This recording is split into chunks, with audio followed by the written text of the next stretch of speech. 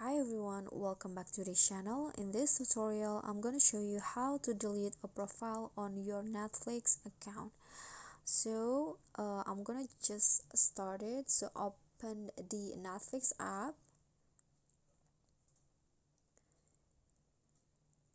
Okay, so here you can see there are two profiles on my Netflix account and I want to delete one of them. So what you need to do, you can see there's no delete options in this, so you need to click on the pencil icon at the top right corner, this one's, click on that, and here click on the profile that you want to delete, for example this one.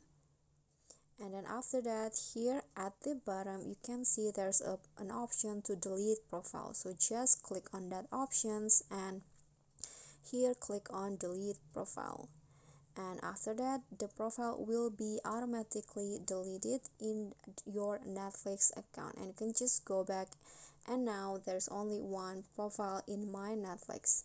Okay guys, so that's all for me. I hope this tutorial will be helpful to you. Thank you so much for watching, and if you think this video is helpful, please click on the thanks below and don't forget to click on the thumbs up icon, leave a comment and subscribe to our channel. See you at the following tutorial. Bye.